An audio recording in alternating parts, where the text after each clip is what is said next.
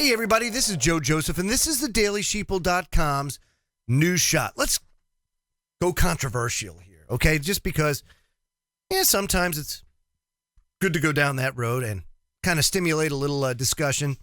And feel free, by the way, to go ahead and comment below, and let's discuss this one, because is there a right answer? I don't know. Mark Cuban, owner of the Dallas Mavericks, wants a constitutional amendment, and he wants to change the Constitution to make health care a right. Now, that is a very, very interesting kind of position there. Breitbart.com is reporting, it says, ever ready to spout off about anything political, Dallas Mavericks owner and billionaire Mark Cuban now wants to shore up Obamacare, pushing the idea that the U.S. Constitution should be changed to proclaim health care as an American right.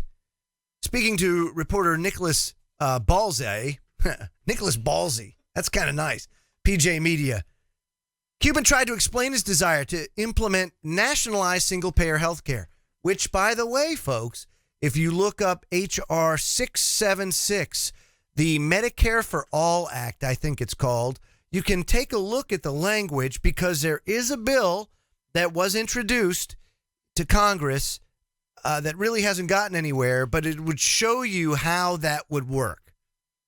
Give you some sort of idea.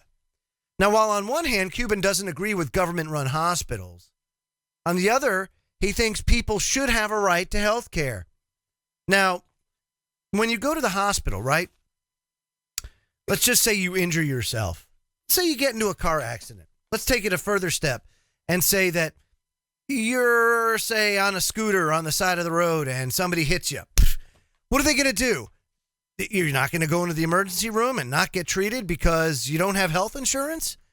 They treat you. Now, at the end of the day, you're going to be responsible for a bill, or somebody's going to be responsible for that bill, whether it's you or the person that hit you. But the fact is that, yes, you will be treated. Now, I think the real issue to the problem here is the cost, because healthcare should be available to everybody, and it is. However, because of the health insurance, because of the HMOs and what President Richard Nixon instituted in the early 1970s, we've seen an explosion of healthcare costs because, at the very outset, you had everybody kind of pooling the money, and then it would come out from there. And, of course, healthcare providers and everybody else could jack their prices up and charge exorbitant fees because it was really transparent to the consumer, because the consumer was only paying into their health insurance. And then after that, you pay your copay and that's it. You walked away. You weren't concerned about anything over like a $10 copay or $20 copay. Who cares?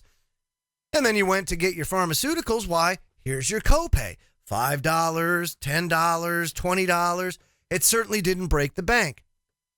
And then time goes on and, those costs keep going up and up and up, because as long as they can get away with it, these companies, the big pharma, doctors, hospitals, as long as they can get away with it, they're going to do it. And then health insurance companies went and started instituting these negotiated rates. So when you get an insurance or you get a bill in the mail from the hospital or your doctor, you'll note what they charge the insurance companies. You'll then note what the negotiated rate is, which, of course, is significantly less. And then you're responsible for whatever your portion of that payment is. If you don't have health insurance, it looks as though you're kind of screwed, because then, instead of paying $50 for a primary care visit that, the insurance company has to pay, you have to pay $395 because that's what the doctor charged the insurance company to begin with.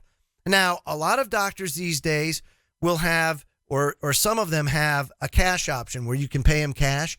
However, I will say that you're not seeing that widespread, because when you enter into relationships with these insurance companies, oftentimes you agree not to accept cash payments in exchange for being a part of their network.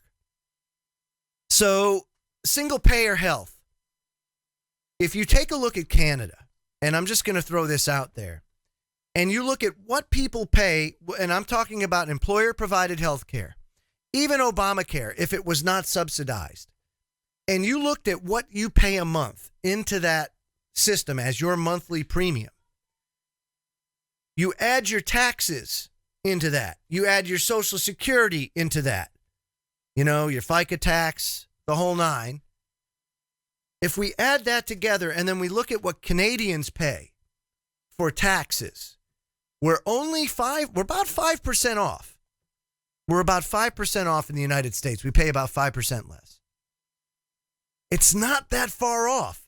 Now, I'm not endorsing single payer health, but I'm telling you right now that if there isn't some major changes with regards to how much it costs us to pay for prescription medication, to pay for hospital stays, to pay for specialist visits, and the like, then nothing's going to change. No matter if you do single payer, no matter if you change Obamacare into Trump care or Ryan care or whatever the hell care you want to call it. It certainly ain't care. You might as well call it the cremation of care, because we're basically ritually sacrificing a lot of people that don't need to die or suffer because the help is there. They just can't afford it because its cost is so artificially inflated. I'm Joe Joseph. This was the DailySheeple.com's News Shot, and I'll have one again for you real soon. Feel free to comment below. The question is, single payer health care, or what's your solution? Chime in. Have a great day.